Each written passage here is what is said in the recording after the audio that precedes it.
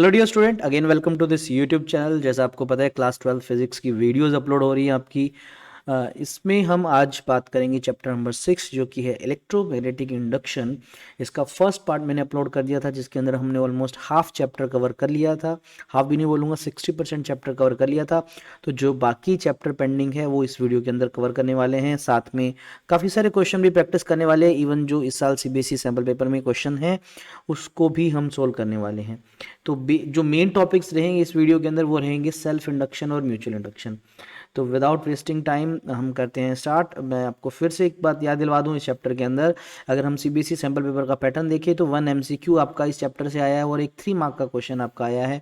और हमने ये जो टॉपिक्स हैं कवर कर लिए थे। आज हमने ये लास्ट टॉपिक कवर करना है। हाँ, लेंज लॉ का एनर्जी कंजर्वेशन का हम प्रूफ करेंगे इसी वीडियो के अंदर।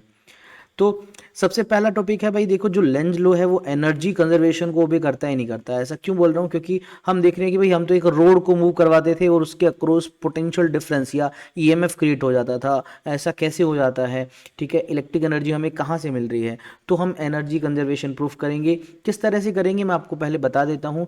हम इसमें दो तरह की एनर्जी चेक करेंगे। देखो, एक हम रोड को जब मूव करेंगे तो एक्चुअल में हम क्या करेंगे बच्चों, मैकेनिकल जो है पावर लगाएंगे। ठीक है, इस रोड को मूव करने के लिए फोर्स लगाएंगे और ये एक सर्टेन वेलोसिटी से मूव करेगा। बदले में इसके अंदर ईएमएफ इंड्यूस हो जाएगा और अगर ये सर्किट क्लोज है तो करंट फ्लो होगा।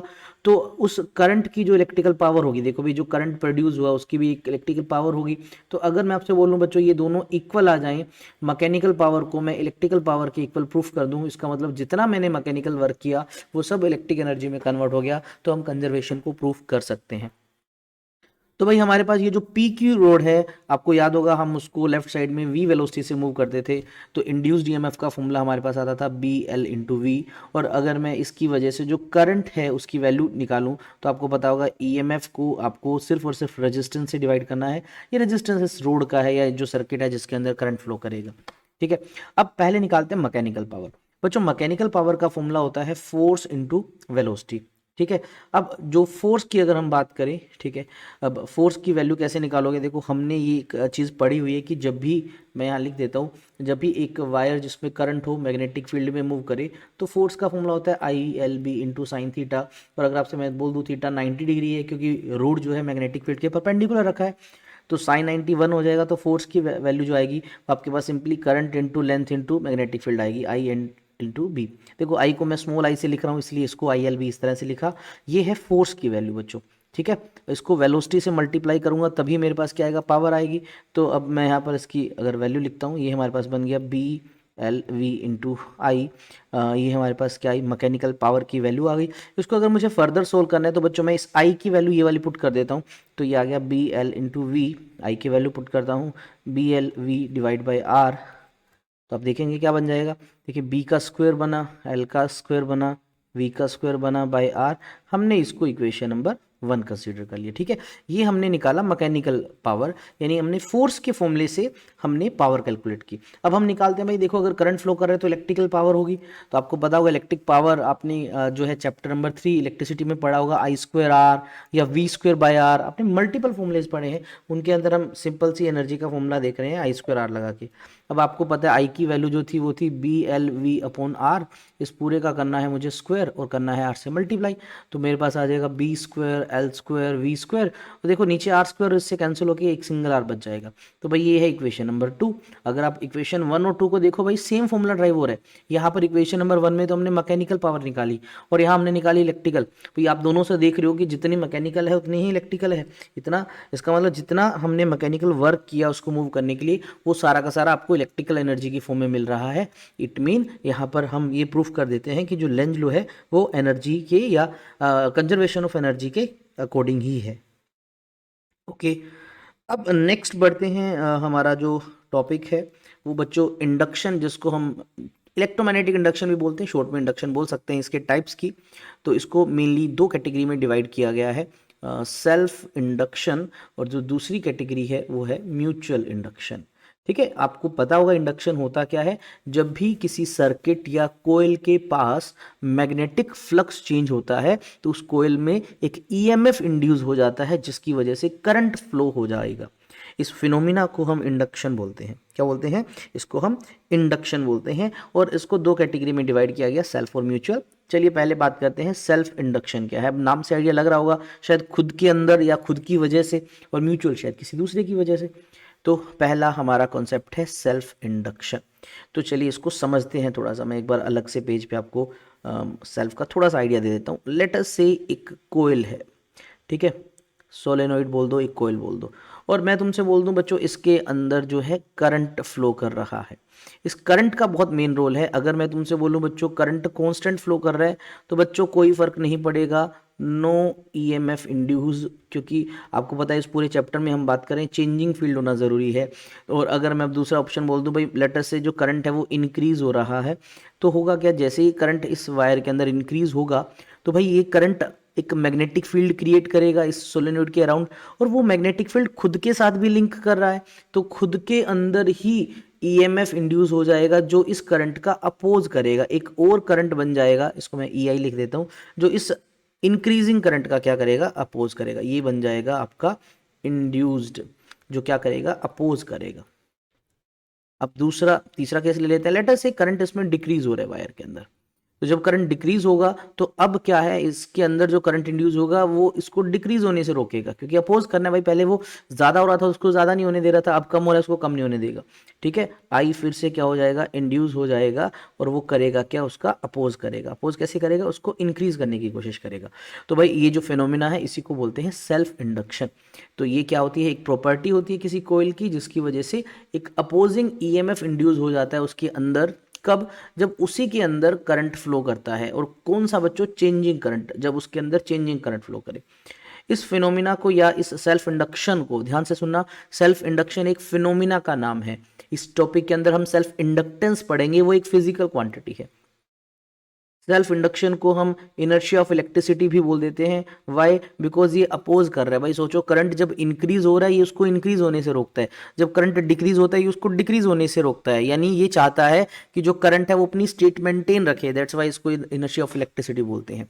इसका एक और नाम है, इसको बैक ईएमएफ भी बोलते हैं। रीजन, लेटर से इस सोलेनोइड में जो करंट है वो इंक्रीजिंग है, तो आपको पता है इसको अपोज करेगा, तो इंड्यूस्ड जो करंट होगा वो इस करंट को इंक्रीज होने से रोकेगा। तो इसका बिल्कुल ये जो है बैक ईएमएफ की तरह काम कर रहा है, इसलिए इसको बैक ईएमएफ बोलते हैं। अच्छा, मैथमेटिकली थोड़ा सा चलते हैं बात पे। तो मुझे एक बात बताओ भाई, इस वायर में मैं जितना ज़्यादा करंट भेजूंगा उतना ज़्यादा ही ये अपने अराउंड मैग्नेटिक फील्ड क्रिएट करेगा, और उतना ही ज़्यादा मैग्नेटिक फ्लक्स खुद के साथ लिंक करेगा। तो जो मैग्नेटिक फ्लक्स लिंक्ड है ये खुद के साथ ही लिंक है, इसके लिए कौन रिस्पॉन्सिबल है, करंट जो खुद के अंदर फ्लो किया। तो फ्लक्स इज प्रोपोर्शनल टू आई, इस प्रोपोर्शनलिटी को हटाते हैं, कांस्टेंट आता है बच्चों एल। इस एल को बोलते हैं कोफिशिएंट ऑफ सेल्फ इंडक्शन या सेल्फ इंडक्टेंस। ठीक है, आपके अगर एग्जाम में आता है डिफाइन सेल्फ इंडक्टेंस, तो यानी आपको एल को डिफाइन करना है। आपको आ जाए define coefficient of self induction, L को डिफाइन करना है। और अगर आपको बोले कि डिफाइन सेल्फ इंडक्शन अकेला, तो आपको इस फिनोमिना के बारे में बताना है। ठीक है, अभी इस एल को डिफाइन करते हैं नेक्स्ट पेजेस पे। अब देखिए भाई, फ्लक्स जो है वो एल इंटू आई है।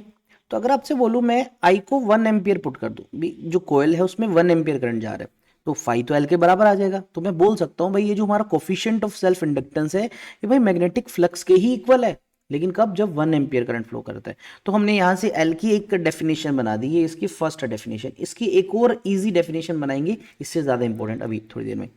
भाई अब एक फॉर्मूला आ रहा है जो न्यूमेरिकल पॉइंट ऑफ व्यू से भी काफ़ी ज़्यादा इंपॉर्टेंट है, कि करंट जो है कितना फ्लो करेगा या ईएमएफ कितना इंड्यूस हुआ। भाई जब एक कोयल में चेंजिंग करंट गया, उसने अपने ही साथ एक फील्ड क्रिएट किया जो अपने साथ लिंक कर रहा है और अपने अंदर ही एक ईएमएफ इंड्यूस कर रहा है, तो उसकी वैल्यू क्या है। तो आपको लेंज लो याद होगा, तो ईएमएफ इंड्यूस का फॉर्मूला होता है minus D phi by D T. अब यहाँ पर फ्लक्स की वैल्यू तो आपको पता है एल आई पुट करनी है, हमने यहाँ पर एल आई पुट कर दिया। भैया एल तो कॉन्स्टेंट था, बाहर ले आए, तो क्या आया, माइनस का L D I by D T. तो यहाँ पर इंड्यूस्ड ईएमएफ का फॉर्मूला बन गया माइनस का L D I D T. बहुत इंपॉर्टेंट फॉर्मूला है। एक सोलेनोइड या जिसको हम सिंपली इंडक्टर भी बोलेंगे थोड़ी देर बाद, उसके एंड्स के अक्रॉस जो ईएमएफ इंड्यूस होता है उसका फॉर्मूला होता है minus L D I by D T. अब अगर इस फॉर्मूले में देखो तो यहाँ बच्चों ये जो D I by D T है इसका मतलब होता है rate of change of current, rate of change of current. अगर आप इसी फॉर्मूले की अगर हम बात करें, सिर्फ इससे ही देखो बच्चों, कि अगर मैं तुमसे बोल दूं D I by D T zero है, कि करंट चेंज ही नहीं हो रहा, तो आप देखोगे भाई ईएमएफ भी इंड्यूस नहीं होगा। तो ईएमएफ के इंड्यूस होने के लिए करंट का चेंज होना जरूरी है कोयल के अंदर। ठीक है, ये बहुत इंपॉर्टेंट बात है। दूसरा, एक और सेकंड डेफिनेशन हम बना सकते हैं किसकी, एल की। अगर मैं तुमसे बोल दूं भाई किसी वायर के अंदर जो है dA/dt 1 है, 1 एम्पियर पर सेकंड, मतलब एक वायर में हर 1 सेकंड में 1 एम्पियर करंट चेंज हो रहा है, तब जो इंड्यूस्ड ईएमएफ होता है वो उसके उसके सेल्फ इंडक्टेंस के ही बराबर होता है, ईएल के बराबर होता है। तो यहाँ से आप डेफिनेशन लिख सकते हो, बना सकते हो। ठीक है, ये अपने आप लिख लेना, मैं बोल देता हूँ कि coefficient of self inductance is mathematically equal to induced EMF if rate of change of electric current is 1 या यूनिटी या 1 एम्पियर पर सेकेंड। और अगर n टर्न्स के लिए मैं डिफाइन करना हूँ, एक कोयल n टर्न्स की है, तो सिंपली बच्चों n से मल्टीप्लाई कर देना जितनी नंबर ऑफ टर्न है उससे। तो ये mathematically formula exam point of view या न्यूमेरिकल पॉइंट ऑफ व्यू से बहुत इंपॉर्टेंट है, याद रख लेना इस बात को। अब इस L के यूनिट की बात करें तो अगर यहां से देखो तो बच्चों सिंपल बना सकते हो, देखो E का, इसका होता है वोल्ट, और ये टाइम का सेकंड मल्टीप्लाई में हो जाएगा, volt multiply by second divide by ampere, तो इसका एक यूनिट तो ये बन गया। और अगर यहां से देखोगे बच्चों, यहां से L का, तो फाई बाय आई, फाई का होता है वेबर, आई का होता है एम्पियर, तो वेबर डिवाइड बाय एम्पियर। और इसका एक और कॉमन नाम है बच्चों, वो है हेनरी। तो आप ये डायरेक्ट भी याद कर सकते हो कि सेल्फ इंडक्टेंस का जो यूनिट होता है वो होता है हेनरी। अब बात आती है डायमेंशन फॉर्मूला, तो आप इससे इसे किसी से भी बना सकते हो, आई थिंक सो ये इजी टास्क है। ठीक है, आप फ्लक्स और इससे भी निकाल सकते हो, तो ये खुद कर सकते हो। ओके, अब देखिए मैं तुम्हें बता चुका हूँ बच्चों, अगर करंट जो है वो कांस्टेंट हो, जो है करंट जो है वो चेंज ना हो रहा हो, तो dI/dt की वैल्यू क्या मिलेगी आपको, जीरो मिलेगी। अगर ऐसा है तो ईएमएफ इंड्यूस क्या होगा, जीरो होगा, ईएमएफ इंड्यूस होगा ही नहीं। तो ईएमएफ इंड्यूस करने के लिए करंट का वेरिएबल होना जरूरी है, करंट की वैल्यू टाइम के साथ चेंज होनी जरूरी है। तो यानी डीसी करंट और एसी करंट की अगर मैं बात करूं, तो एक बच्चों कोयल है और उसके अंदर मैं आपसे बोल दूं इसमें डीसी करंट फ्लो कर रहा है और इसमें एसी करंट फ्लो कर रहा है, तो आप मुझे बताओ दोनों में से किस केस में आपका सेल्फ इंडक्शन का कॉन्सेप्ट होगा। एल का कॉन्सेप्ट यहाँ होगा, यहाँ पर एल जो है वो जीरो होगा क्योंकि फ्लक्स चेंज ही नहीं होगा। इंडक्टेंस ये जो डिफाइन कर रखा है, आप एल को डिफाइन करना है तो आप फ्लक्स और करंट का रेशियो से भी इसको डिफाइन कर सकते हैं। ठीक है, अगर नंबर ऑफ टर्न्स एन हो तो यहाँ पर एन भी लिख सकते हैं, वी नो। इसको बैक ईएमएफ बोलते हैं, क्या करता है इनर्शिया वाला, ये सब मैं आपको बता चुका हूँ ऑलरेडी। ओके, बढ़ते हैं। एक टॉपिक है जो सेल्फ इंडक्टेंस पे ही बेस्ड है। तो अभी करना क्या है, हमारे पास एक लॉन्ग सोलेनोइड है। ध्यान रखना, आपके पूरे क्लास 12th के कोर्स में जो हम सोलेनोइड की बात कर रहे हैं वो long solenoid means infinite solenoid की ही बात कर रहे हैं, जिसके मैग्नेटिक फील्ड का फॉर्मूला अगर आपको याद होगा म्यू नॉट एन आई होता है। और हम ये भी कंसीडर करके चलते हैं कि मैग्नेटिक फील्ड सिर्फ सोलेनोइड के अंदर वाले रीजन में है, बाहर हम उसको इग्नोर करके चलते हैं। ठीक है, ये सब चीज़ें पता होनी चाहिए। तो हम कर क्या रहे हैं, इस डेरिवेशन में हम ये बात करेंगे कि भाई अगर मेरे पास एक सोलेनोइड है, ठीक है, एक सोलेनोइड है और उसमें मैं करंट फ्लो करवाऊं चेंजिंग वाला करंट फ्लो अगर मैं उसमें करवाता हूं, तो भाई आपको पता होगा उसके अंदर सेल्फ इंडक्शन होगा, तो उसका एक एल नाम का फैक्टर आ जाएगा। बस उस एल की आपको क्या बतानी है, वैल्यू बतानी है। तो हमें एल ड्राइव करना है, तो हमने एक कंसीडर कर लिया सोलेनोइड और हमने मान लिया जो इसका जो लेंथ है बच्चों वो क्या है, एल है। ठीक है, देखो आपको एक टर्म पता होगा कैपिटल एन होता है टोटल नंबर ऑफ टर्न्स। अगर मैं उसको लेंथ से डिवाइड कर दूं, ये आ जाता है आपका स्मॉल एन। ठीक है, स्मॉल एन क्या होता है, number of turns per unit length. हमने ये वेरिएबल करंट हमने मान लिया। ठीक है, यहाँ पर बैटरी नहीं लगानी क्योंकि बैटरी तो एक फिक्स वोल्टेज देती है, करंट देती है, लेकिन हमें इसको वेरी करना है तो मैं यहाँ लिख सकता हूँ लेटर से जो करंट है इसके अंदर वो वेरिएबल है, क्योंकि एल का कॉन्सेप्ट तभी आएगा जब करंट वेरी कर रहा होगा। ओके, तो जैसे ही किसी हमने करंट भेजा तो लेटर से किसी इंस्टेंट पे इसके अंदर जो मैग्नेटिक फील्ड है वो है बी, जिसको हम म्यू नोट एन आई लिखते हैं, या हम लिख सकते हैं म्यू नोट स्मॉल एन को हम capital N divide by length into current लिख सकते हैं। देखो करंट वही है जो इसके अंदर जो फ्लो कर रहा है। अब मुझे बताओ, इतना मैग्नेटिक फील्ड क्रिएट हो गया, ये मैग्नेटिक फील्ड किसको मिलेगा, ये इसको खुद को मिलेगा, है ना।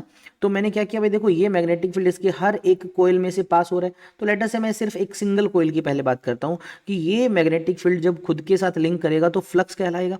तो मैग्नेटिक फ्लक्स ईच कोयल के लिए क्या होगा, फॉर्मूला आपको पता है, magnetic field into area into cos of theta भी होता है। तो आप ध्यान रखना, इन सब चीज़ों के लिए हम कोस ऑफ थीटा को 1 लेके चलेंगे। हम बात करेंगे कि मैक्सिमम फ्लक्स लिंक कर रहा है, ठीक है, थीटा 0 लेके चलेंगे।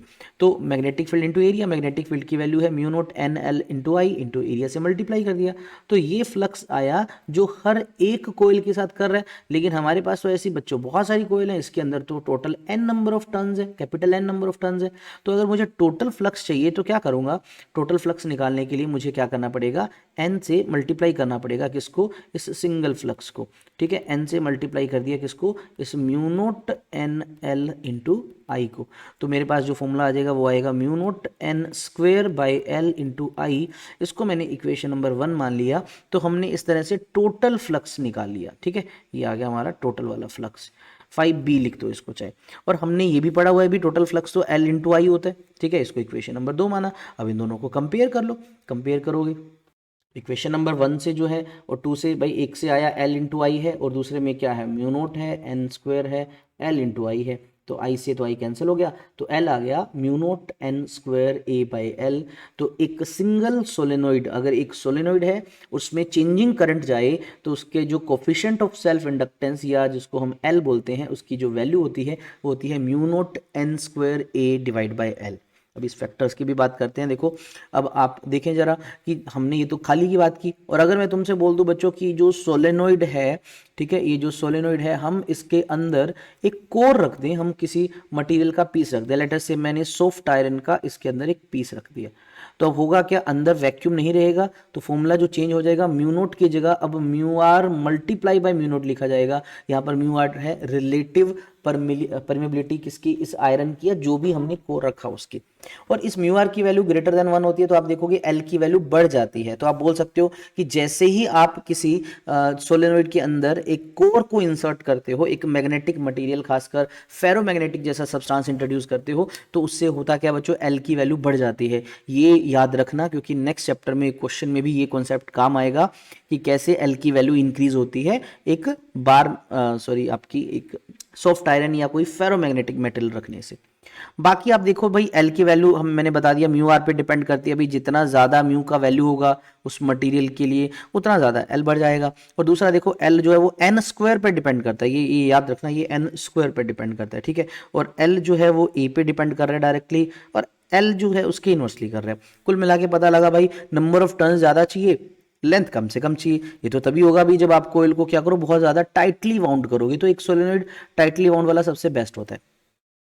और एक चीज और पता लगा भाई, अगर मैं तुमसे बोलूं कि कंपेयर करो एक इस तरह का सोलेनोइड है और एक स्ट्रेट वायर है, दोनों में ही मैं आपसे बोलूं कि चेंजिंग करंट फ्लो करवाओ, इसके अंदर भी जो आई फ्लो कर रहा है वो चेंजिंग है, वेरिएबल है, ठीक है, चेंजिंग है, और इसके अंदर भी मैंने कहा जो करंट फ्लो कर रहा है वो चेंजिंग है। तो क्या दोनों मटेरियल के लिए एल की वैल्यू सेम होगी? नहीं सर, इसकी वैल्यू L1 लिखूँ, इसकी L2 लिखूँ, तो जो L1 है बहुत ज़्यादा वैल्यू होगी एज कम्पेयर टू L2। तो एक स्ट्रेट वायर का L ऑलमोस्ट नेग्लिजिबल होता है। क्यों होता है? क्योंकि अब देखो स्ट्रेट वायर के अंदर हम किसी मटेरियल को नहीं रख सकते, नंबर ऑफ टर्न्स नहीं होती उसके अंदर, उसका कोई एरिया ज़्यादा नहीं होता। हाँ लेंथ हो सकती है, लेंथ भी काफ़ी ज़्यादा होती है तो L ऑटोमेटिक कम हो जाएगा। तो इसलिए जो नॉर्मल स्ट्रेट वायर्स होती हैं हम उसके इंडक्टेंस को इग्नोर करके चलते हैं, ठीक है, याद रखना। जो नॉर्मल वायर्स होती हैं स्ट्रेट वायर्स, हम उसके इंडक्टेंस को इग्नोर करके चलते हैं, बहुत कम होता है, नेग्लिजिबल होता है ऑलमोस्ट। लेकिन वहीं एक सोलेनोइड का एल अच्छा खासा होता है, सिग्निफिकेंट होता है। और जिस भी मटेरियल का, जिस भी सर्किट का, जिस भी कोयल का एल सिग्निफिकेंट हो, अच्छा खासा हो, हम उसको बोलते हैं इंडक्टर। क्या बोलते हैं? इंडक्टर। क्या होता है इंडक्टर? एक टाइटली वाउंड कोयल कॉपर वायर का जनरली होता है जिसका एल सिग्निफिकेंट हो, मतलब मेजरेबल हो, हम उसको इंडक्टर बोलते हैं। और उसका सिंबल इस तरह से हम बनाते हैं बच्चों, ठीक है, इसके ऊपर एल लिख दिया, एल मीन्स इसका इंडक्टेंस, ठीक है। और इसके एंड्स के अक्रॉस कितना ईएमएफ इंड्यूस होगा वो भी हमें पता है, मैग्नीट्यूड वाइज लिखूं तो L into D I by D T. ये मैंने क्यों बताया बच्चों, ये ध्यान से सुनना, क्योंकि हम अपने जो चैप्टर इन 12th कोर्स की बात करें तो 3 मेन चीज़ों को पढ़ चुके हैं। एक इस चीज़ को आप सबने पढ़ा है, इसको हम जो है जनरली क्या बोलते हैं, रजिस्टर बोलते हैं। रजिस्टर वो होती है जिसका कुछ ना कुछ रेजिस्टेंस हो, और इसके रेजिस्टेंस को हम आर लिखा करते हैं। और इसके एंड्स के अक्रॉस जो पोटेंशियल डिफरेंस होता है उसको मैं आई आर से लिखता हूँ, ठीक है। ये डेल्टा वी है, मतलब इसके अक्रॉस पोटेंशियल डिफरेंस जो है इन 2 पॉइंट्स के और भी। इन अ सिमिलर वे आपने शायद पढ़ा है कैपेसिटर का कंसेप्ट, ठीक है, इसको हम बोला करते हैं कैपेसिटर। और इसका जो कैपेसिटेंस है उसको सी से लिखते हैं, और इसकी प्लेट्स के अक्रॉस भी पोटेंशियल डिफरेंस होता है, उसको हम लिखते हैं किससे? क्यू बाई सी से लिखते हैं। और तीसरी चीज़ अब हमने सीख ली इस चीज़ को, इसको हम बोलते हैं इंडक्टर। क्या बोलते हैं? इंडक्टर। और इसका भाई होता है इंडक्टेंस, एल से लिखते हैं। और इसके एंड्स के अक्रॉस पोटेंशियल डिफरेंस जो होता है L D I by D T. अब ये जो तीन चीज़ें हैं ये बहुत काम की सर्किट है, नेक्स्ट चैप्टर में ये तीन चीज़ें सबसे ज़्यादा आपको दिखेंगी। ठीक है, ये हमारा हो गया रजिस्टर, ये हो गया कैपेसिटर, ये हो गया इंडक्टर, ये तीन ऐसी चीज़ें हैं और इन तीनों का बिहेवियर एसी करंट के लिए और डीसी करंट के लिए टोटली अलग है। नेक्स्ट चैप्टर में हम उसको डिटेल में पढ़ने वाले हैं। ठीक है, इन तीनों का बिहेवियर, रीजन क्या है भाई, देखो इसमें तो ज़्यादा चेंज नहीं आएगा, लेकिन ये जो दो चीज़ें हैं ना इनमें अलग होगा। अभी जैसे इंडक्टर का एग्जाम्पल ले लो, इसमें अगर कॉन्स्टेंट करंट फ्लो करे तो कुछ नहीं होगा, लेकिन अगर वेरिएबल करंट फ्लो करेगा तो एल का कॉन्सेप्ट आ जाता है, अपोजिशन वाला कॉन्सेप्ट आ जाता है ना। तो इसलिए ये बहुत इंपॉर्टेंट डिवाइसेस रहने वाले हैं। ओके, सेल्फ इंडक्टेंस, ठीक है, पढ़ चुके हैं हम एल के बारे में। ओके, किस पे डिपेंड करता है किस नहीं करता, हमने अच्छे से इसको डिटेल में पढ़ लिया है। एक बहुत ही सिंपल सा क्वेश्चन दे दिया आपको, बोला 2.5 एम्पियर करंट फ्लो कर रहा है, जिसका एल का वैल्यू दे दिया आपको बच्चों और आई का वैल्यू दे दिया, फ्लक्स पूछ लिया। अरे डायरेक्ट फॉर्मूला बेस्ड क्वेश्चन है, फ्लक्स को एल इंटू आई लिखा जाता है। ठीक है, एल की वैल्यू आपके पास 2.5 है और इसकी वैल्यू 5 है, कितना आ जाएगा 12.5 आ जाएगा शायद, और फ्लक्स का यूनिट वेबर होता है, तो आपका ऑप्शन नंबर बी, चलिए चेक करें। हाँ देखिए ऑप्शन नंबर बी इसका दे रखा है। ओके, एक और क्वेश्चन है, फॉर्मूला बेस्ड है, नंबर ऑफ कोयल्स जो है सोलेनोइड की, अगर मैं उसको एन लिख रहा हूँ, ये स्मॉल एन नहीं है, ये कैपिटल एन है, टोटल नंबर ऑफ टर्न्स है। आपसे बोला एल कैसे डिपेंड करता है, तो यार एल का फॉर्मूला हमने ड्राइव किया था, वो था mu naught N square divide by L, और यहाँ पर एक फैक्टर था, बताओ क्या था फैक्टर, यहाँ था एरिया, है ना, यही तो था।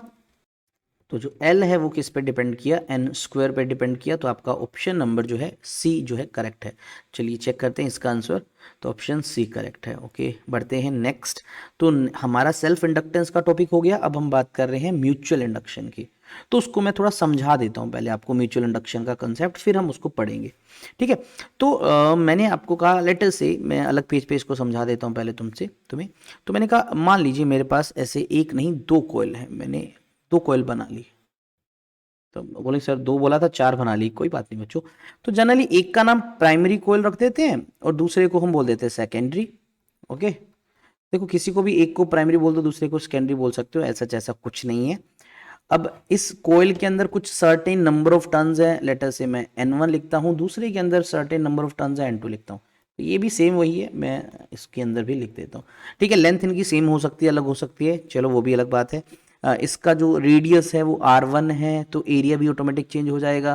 लेटर से इसकी जो रेडियस है मैं R2 लिख देता हूँ। ठीक है, ये नीचे वाले में भी सेम यही है, R1 R2, तो ऑटोमेटिक एरिया चेंज हो जाएगा क्योंकि पाई आर स्क्वायर से मल्टीप्लाई करेंगे, पाई से सॉरी।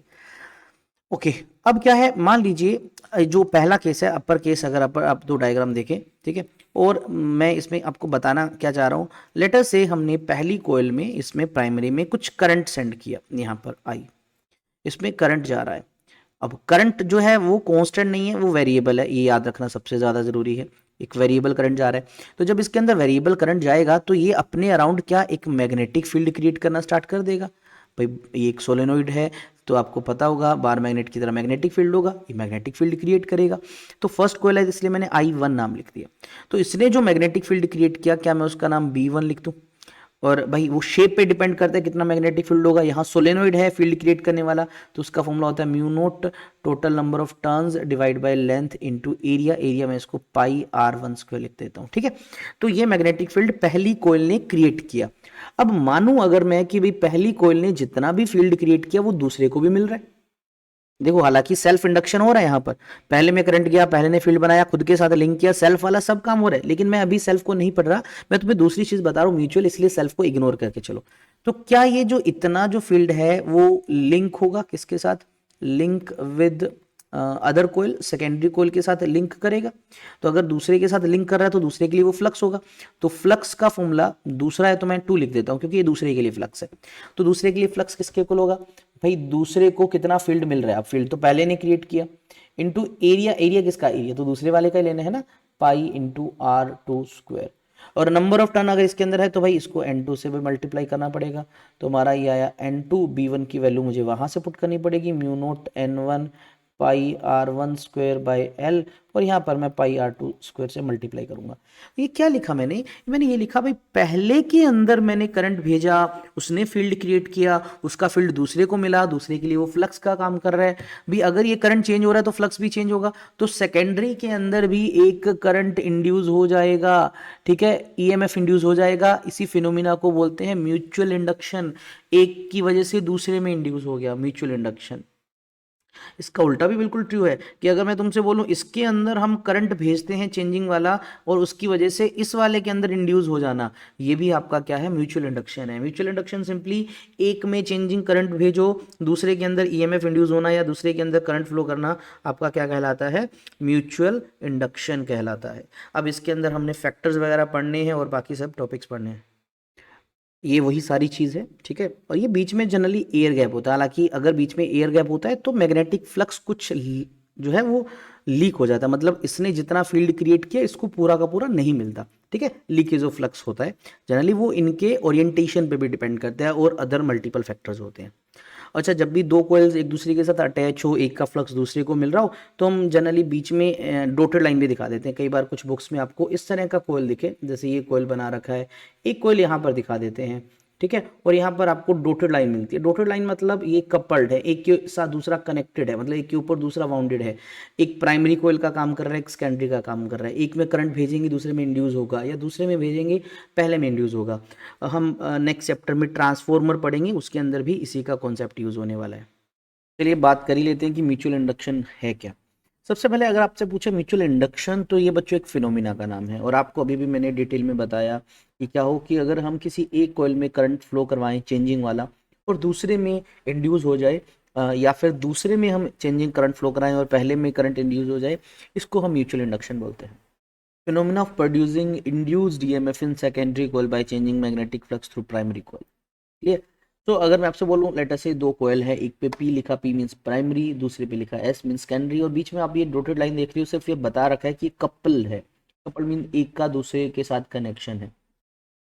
अब पहले में हमने लेटर से कुछ करंट आई सेंड किया, और ये करंट जो है बच्चों वेरिएबल है, चेंजिंग है। आप देख सकते हो बैटरी के ऊपर यहाँ एक एरो दे रखा है, मीन्स वेरिएबल बैटरी है, जिससे हम वोल्टेज को चेंज करके, या आप बोलो उससे करंट की वैल्यू को चेंज कर रहे हैं। अब इसमें आपको पता होगा चेंजिंग करंट से एक फील्ड क्रिएट होगा, जो चेंजिंग होगा वो दूसरे को मिलेगा, तो दूसरे के अंदर एक करंट इंड्यूस हो जाएगा, जिसको हम बोल देंगे इंड्यूस्ड करंट।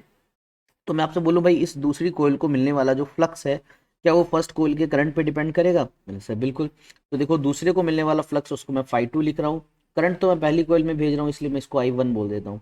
तो phi two depends upon I1। Proportionality sign हटाया, एक कॉन्स्टेंट आया यहाँ पर, इस पर M लिखा। जब हमने सेल्फ इंडक्टेंस पढ़ा था उसको L लिखा करते थे, यहाँ हम लिखते हैं M से।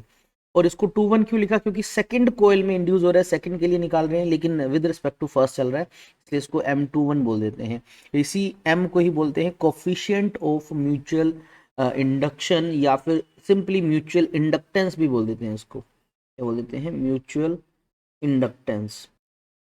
इसको डिफाइन करना भी आ सकता है, भी नेक्स्ट पेज पे मैं आपको डिफाइन करके बताऊंगा।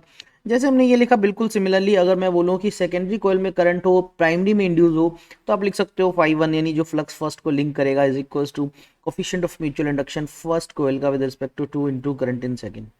ठीक है। और इससे अगर आप देखो तो बच्चों, M1 और M21 जो है वो ऑलमोस्ट इक्वल ही होते हैं, अगर हम ऑलमोस्ट जो कॉइल्स हैं वो एक जैसे लेके चलते हैं। और इस M का यूनिट भी हेनरी ही होता है, जो हमने L का पढ़ा बिल्कुल सेम, M का यूनिट भी सेम होता है वैसे के वैसे, हेनरी। अच्छा, हेनरी के अलावा तुम वेबर पर एम्पियर भी लिख सकते हो बच्चों यहाँ से। अगर तुमसे मैं बोलूँ M को डिफाइन करो, तो हम M को दो तरीके से डिफाइन कर सकते हैं बच्चों। देखो, एक तो फ्लक्स का फॉर्मूला M इंटू आई है, जनरल फॉर्मूला लिखूं। अगर आपसे बोल दूं बच्चों I इज इक्वल्स टू 1 है, तो मैग्नेटिक फ्लक्स ही आपका कोफिशिएंट ऑफ म्यूचुअल इंडक्शन के बराबर आ जाएगा। एक डेफिनेशन तो यहाँ से बन सकते हो, फर्स्ट डेफिनेशन मैं बोल देता हूँ, आप थोड़ा सा नोट कर सकते हैं कि coefficient of mutual induction is equals to magnetic flux linked with the coil when 1 ampere current is flowing. Otherwise मैं आपको ईएमएफ के टर्म में बताऊं तो आपको पता है ईएमएफ जो होता है वो D phi by D T होता है। अगर मैं मैग्नीट्यूड की बात करूं, तो यहाँ पर D by D T phi की वैल्यू अगर मैं लिखता हूँ, यहाँ एम इंटू आई आ गया, तो बच्चों यहाँ से एम जो है बाहर आ जाएगा, क्या बचेगा? D I by D T. तो कुल मिला के ईएमएफ का वैल्यू आया coefficient of mutual inductance D I by D T. और आपको पता होगा D I by D T का मतलब होता है rate of change of electric current. तो यहाँ से भी मैं एक डेफिनेशन बना सकता हूँ। तो अगर तुमसे बोल दूँ कि if D I by D T is equals to 1 है, तो आपका इंड्यूस्ड ईएमएफ की जो वैल्यू है वो एम के ही इक्वल आएगी। तो यहाँ से सेकंड डेफिनेशन आप बना सकते हो कि कोफिशिएंट ऑफ म्यूचुअल इंडक्टेंस, या जिसको हम म्यूचुअल इंडक्टेंस बोल रहे हैं, is mathematically equal to induced EMF when rate of change of flow of current is 1, D I by D T is equal to 1। तो आप ये डेफिनेशन लिख सकते हैं। हालांकि ये जो m है इसकी वैल्यू मल्टीपल फैक्टर पे डिपेंड करती है। कोइल्स का साइज क्या है, शेप क्या है, उसमें नंबर ऑफ टर्न्स कितनी है, कोइल्स कितनी दूर सेपरेटेड है, बीच में एयर गैप है या नहीं है, इवन उनका रिलेटिव ओरिएंटेशन कैसा है, दोनों को एक्सियल है, परपेंडिकुलर रखे हैं, एक के ऊपर एक माउंट के हैं। तो ये सब चीज़ें हैं, थोड़ा थोड़ा फैक्टर हम नेक्स्ट अपकमिंग स्लाइड्स में डिस्कस कर लेंगे। ओके, तो एयर गैप का बहुत इंपॉर्टेंट रोल है, ये मैं तुम्हें बता चुका हूँ। एक जो कॉइल है मान लीजिए ये है और दूसरी कॉइल ये है, और अगर इनके बीच में एयर गैप है तो मान लो इसने जो फ्लक्स क्रिएट किया वो φ1 है, लेकिन इसको जो मिल रहा है वो φ2 है। तो इन जनरल देखो, because of leakage of flux या एयर गैप की वजह से हमेशा ही क्या होता है कि भाई जितना क्रिएट हुआ उतना मिल नहीं पाता, φ1 इज ऑलवेज ग्रेटर देन φ2। ठीक है, इसमें अगर मैं इसको प्राइमरी बोल रहा हूँ तो, और ये हमारा सेकेंडरी है। अब हमें m का फॉर्मूला बनाना है। देखो m का फॉर्मूला, इससे पहले आपको याद होगा सिंगल सोलेनोइड पढ़ा था एक अकेला, उसके लिए l का फॉर्मूला ड्राइव किया था क्योंकि सेल्फ की बात हो रही थी। अब म्यूचुअल है तो भाई दो तो हो गई, तो हमने क्या किया, दो को एक्सियल कोयल बना ली, दो सोलेनोइड बना ली। देखिए आप देखिए डायग्राम में एक छोटी कोयल आपको अंदर की तरफ दिख रही होगी S1, जिसके अंदर हमने नंबर ऑफ टर्न्स N1 मान ली और इसकी रेडियस R1 है। और जो बड़ी कोयल है उसका हमने नाम रख दिया S2, number of turns N2 है, R2 उसकी रेडियस है, लेंथ दोनों को हमने सेम ही लिया। ठीक है, अब हम क्या करेंगे भाई, किसी एक में करंट भेजेंगे और दूसरे में इंड्यूस होगा हम, ठीक है, और हमें उससे m की वैल्यू कैलकुलेट करनी होगी। तो हमने क्या माना, लेट अस से जो बड़े वाली कोयल है S2 वाली, हम इसके अंदर कुछ करंट भेज रहे हैं यहाँ पर, क्या मैं उसको करंट को I2 लिख दूं। तो अगर इसमें I2 करंट जाएगा तो ये एक फील्ड क्रिएट करेगा, वो फील्ड अंदर वाली कोयल को मिलेगा, तो अंदर वाली कोयल के लिए वो फ्लक्स होगा। तो कुल मिला के मैं बोलूँ भाई, अंदर वाली कोयल को मिलने वाला जो फ्लक्स है, अंदर वाली जो कोयल को मिलने वाला जो फ्लक्स है वो मैं φ1 लिखूंगा क्योंकि कोयल नंबर 1 है। किस पे डिपेंड करेगा, वो I2 पे डिपेंड करेगा। लेकिन अंदर वाली कोयल के अंदर तो नंबर ऑफ टर्न्स काफ़ी सारी है N1, तो क्या टोटल फ्लक्स को मैं N1 इंटू φ1, φ1 क्या है, फ्लक्स एक कोयल का, N1 से मल्टीप्लाई किया, टोटल आपके पास आ जाएगा फ्लक्स। क्या ये करंट पे डिपेंड करता है I2 पे, यस, जो हमने भेजा उस पर डिपेंड करता है। प्रोपोर्शनलिटी को हटाएंगे, कांस्टेंट आएगा, आपको पता है कौन सा, coefficient of mutual inductance first coil का विद रिस्पेक्ट टू सेकंड, इसको इक्वेशन नंबर 1 मान लिया। और हम क्या इस फ्लक्स को एक और तरीके से निकाल सकते हैं भाई, N1 Y1 है तो क्या नंबर ऑफ टर्न्स को हम number of turns per unit length की टर्म में लिखें। आपको पता होगा स्मॉल n जो होता है वो कैपिटल N बाय L होता है। अगर मैं फर्स्ट कोइल की बात करूं तो N1 is equal to capital N1 by L, और इसी तरह से N2 का अगर मैं लिखूंगा तो वो कैपिटल N2 बाय L होगा। तो यहाँ से मैं कैपिटल N1 निकाल सकता हूँ स्मॉल N1 इंटू L। तो इस N1 की वैल्यू मैंने क्या पुट कर दी, small N1 into L। Flux की वैल्यू आपको शायद पता होगा, मैं यहाँ लिख देता हूँ, मैग्नेटिक फ्लक्स का फॉर्मूला होता है magnetic field into area. Magnetic field का फॉर्मूला सोलेनोइड, क्योंकि यहाँ डायग्राम में सोलेनोइड दिख रहा है, तो सोलेनोइड के लिए इसका फॉर्मूला होता है बच्चों म्यू नोट एन इंटू आई होता है। ठीक है, तो म्यू नोट एन, एन यहाँ पर भाई देखो जो मैग्नेटिक फील्ड है वो तो बड़ी कोयल ने क्रिएट किया है, तो यहाँ पर जो number of turns per unit length है वो बड़े की आएंगे विच इज N2, और करंट कौन सा, करंट भी बड़े में फ्लो कर रहा है I2 इंटू एरिया। किसका लेना भाई, एरिया हम सिर्फ उतने का लेंगे जहां जहां इफेक्टिव मैग्नेटिक फील्ड मिल रहा है। अब कोयल बड़ी ने मैग्नेटिक फील्ड क्रिएट किया लेकिन मिल रहा है वो सिर्फ इतने इतने पार्ट को है ना, हमें अंदर वाले को इतने वाले को पार्ट मिल रहा है, तो इसलिए एरिया अंदर वाले का लेंगे πr1²। तो हमने N1 और फाई की वैल्यूज पुट कर दी तो हमारे पास ये वैल्यू आ चुकी है। इसको थोड़ा सा सिंप्लीफाई करें तो हमारे पास बन जाता है म्यू नोट है हमारे पास, N1 भी है, N2 भी है, ठीक है, और उसके अलावा L भी है, I2 भी है, और पाई इंटू R1² भी है। तो ये हमारे पास इक्वेशन नंबर 2 आ गई। अब चाहो तो दोनों को कंपेयर कर लो 1 एंड 2 को। ठीक है, अभी ये कितना आया था, ये आया था mu note N1 N2 I2 into L into pi R1²। ठीक है, इक्वेशन 1 और 2 को कंपेयर करें, जो 1 था वो था हमारा M12 इंटू I2, और इक्वेशन नंबर 2 हमने लिखा ही है mu note N1 N2 I2 L पाई R1²। आई से आई कैंसिल हुआ तो हमारा M12 जो आया यानी coefficient of mutual induction first coil का विद रिस्पेक्ट टू सेकंड, वो आया mu note N1 N2 L पाई R1²। ठीक है, तो हमारा ये रिक्वायर्ड फॉर्मूला आ गया, यानी जब हमारे पास दो कोएक्सियल सोलेनोइड होते हैं तो हमारे पास ये फॉर्मूला आ जाता है। बस यहाँ पर आपको सबसे मेन ध्यान रखना है कि ये जो एरिया है, ये एरिया ये हमेशा किसका लेना है, आपको स्मॉलर वाला लेना है, जो कम वाला एरिया वो लेना है। इसी तरह से इसका उल्टा भी ट्रू है। अगर मैं सेकेंडरी कोयल में करंट भेज रहा था, जैसे अभी S2 में हमने करंट भेजा था I2, ठीक है, इसका उल्टा अगर मैं S1 कोयल में I1 करंट भेजूँ और ये सारा प्रोसेस रिवर्स करूँ, तो उस केस में आपका M21 कैलकुलेट हो जाएगा। Same formula mu naught N1 N2 पाई R1 स्क्वायर इंटू L, क्योंकि मैंने कहा था एरिया छोटे वाले का लेना है, तो छोटे वाले का एरिया तो पाई R1 स्क्वायर ही होगा। तो आप बोल सकते हो कि M12 और M21 इक्वल ही होते हैं। तो हमने m कैलकुलेट अभी भी कर लिया बच्चों। तो ये फॉर्मूला आया था हमारे पास, देखो एरिया को पाई आर स्क्वायर लिखा, और ये एरिया किसका है, स्मॉलर वाले का। अब एक क्वेश्चन ऐसा भी हो सकता है जो इस साल का सीबीएसई सैम्पल पेपर उसमें दे रखा है बच्चों, कि आपको दो सोलेनॉइड ना देके, कोएक्सियल सोलेनॉइड ना देके, दो सर्कुलर कोइल्स दे दे सेम सेंटर वाले, तो उस केस में क्या फर्क आएगा। देखिए सबसे पहले तो हम जहां पर यहाँ पर इसको जब सोल्व कर रहे थे डेरिवेशन में, सोलेनॉइड के लिए फॉर्मूला लगा रहे थे म्यू नोट इंटू एन आई, लेकिन जब हमारे पास सर्कुलर लूप है तो मैग्नेटिक फील्ड का जो फॉर्मूला लगाते हैं वो लगाते हैं म्यू नोट आई अपॉन 2 इंटू रेडियस। तो ये फॉर्मूला चेंज हो जाएगा। इसको मैं ड्राइव भी करूंगा आगे क्वेश्चन में, तब आपको ये क्लियर हो जाएगा कि ये फॉर्मूला कहाँ से ड्राइव हुआ। ठीक है, एक क्वेश्चन है उसमें करेंगे। ओके, तो एक पहले सिंपल सा न्यूमेरिकल है। आपसे बोला कि करंट जो है वो 2.5 एम्पियर फ्लो कर रहा है कहीं कोयल में, जिसका सेल्फ इंडक्टेंस यानी एल दे रखा है बच्चों आपको। मैग्नेटिक फ्लक्स, यार ये तो शायद सोल्व कर लिया था हमने। 5b इज इक्वल्स टू होता है एल इंटू आई। तो आपको इन दोनों को मल्टीप्लाई करना है, 5 multiply by 2.5 ampere which is 12.5 weber, because flux का यूनिट वेबर होता है। इसका बी आंसर था, हमने ये कर लिया था सोल्व पहले। ओके, हमारे पास दो कोयल है भाई, दो कोयल देते ही समझ लो भाई सेल्फ वाला नहीं म्यूचुअल वाले की बात होगी, और आपको एम भी दे दिया इसकी वैल्यू। करंट जो है वो चेंज हो रहा है प्राइमरी कोयल में, और करंट की इक्वेशन आपको कुछ इस तरह से दे रखी है, I is equals to I naught sine omega T. अगर ये दिख गया तो समझ लो करंट हमारा चेंजिंग है, और आई नोट होता है पीक वैल्यू, जो आगे आगे आप देख सकते हो। इसकी वैल्यू आपको 10 एम्पियर दे रखी है। ओमेगा आपको दे रखा है एंगुलर फ्रिक्वेंसी 100 पाई रेडियन पर सेकेंड। आपसे बोला मैक्सिमम ईएमएफ बताओ उस कॉइल के अंदर। भी फॉर्मूला लगा दे, ईएमएफ इंड्यूस का नॉर्मल जो फॉर्मूला होता है, अगर आप देखिए पूरा विद यूनिट निकालना है, सॉरी मैं आपको बोलूँ कि विद साइन निकालना है, तो माइनस का M D A by D T, यही जो फॉर्मूला होता है ईएमएफ इंड्यूस निकालने का। ठीक है, और मैग्नीट्यूड चाहिए भाई, यहाँ प्लस माइनस का कोई रोल नहीं है। तो अगर मुझे मैग्नीट्यूड चाहिए तो मैं सिंपल लगा दूंगा M D A by D T. M की वैल्यू चलो कांस्टेंट है, एक बार एज इट इज मैं एम रखता हूँ। D by D T, I की वैल्यू आपको क्वेश्चन में गिवन है I naught sine omega T. चलिए एम बाहर आया, आई नोट कांस्टेंट बाहर आया, साइन ओमेगा टी का आपको याद होगा डिफरेंशिएशन बन जाता है cos omega T multiply by omega. तो हमारे पास आ गया M I naught omega into cos omega T.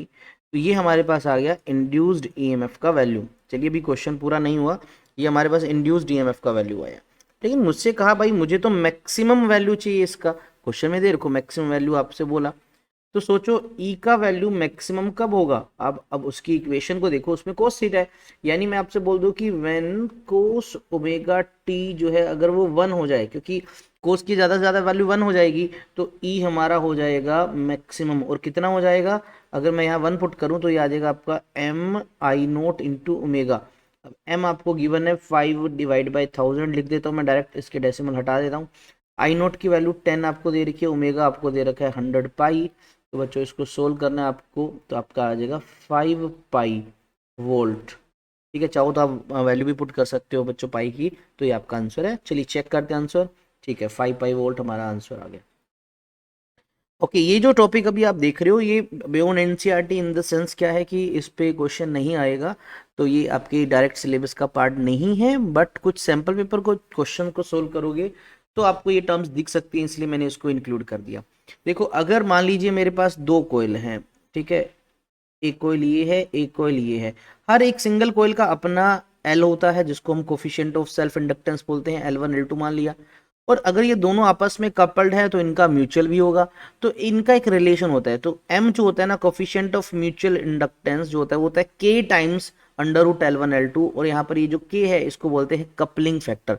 अब इसका उल्टा भी लिख सकते हो, k is equals to m divide by under root of L1 L2, यानी कोफिशिएंट ऑफ म्यूचुअल इंडक्टेंस और L1 L2 का मल्टीप्लाई कर उसका रूट कर, इस रेशो को हम कोफिशिएंट ऑफ कपलिंग या कपलिंग फैक्टर बोल देते हैं। एक्चुअल में ये जो कपलिंग फैक्टर ये इंडिकेट क्या करता है, ये इंडिकेट करता है बच्चों किसको, ratio of magnetic flux link with the secondary coil to the magnetic flux link with the primary.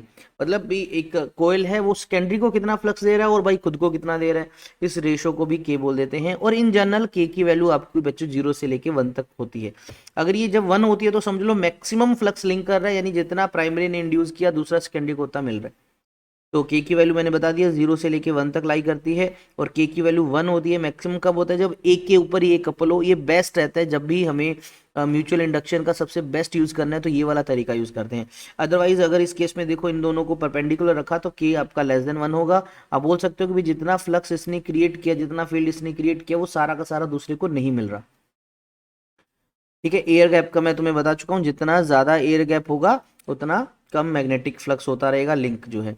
तो अगर मैं डी को इंक्रीज करूंगा दोनों के बीच के एयर गैप को, तो आपका एम का फैक्टर कम होता जाएगा, एंड वाइस वर्सा, उल्टा भी करोगे तो हम इससे समझ सकते हैं। ओके, जैसे हमने रेजिस्टेंस पैरेलल सीरीज में पढ़े, हमने कैपेसिटर पैरेलल सीरीज में पढ़े, तो क्या इंडक्टर्स को भी पैरेलल सीरीज में लगा सकते हैं? बिल्कुल लगा सकते हैं। देखिए इनका फॉर्मूला जो है बिल्कुल सेम है रेजिस्टेंस वाले फॉर्मूले के।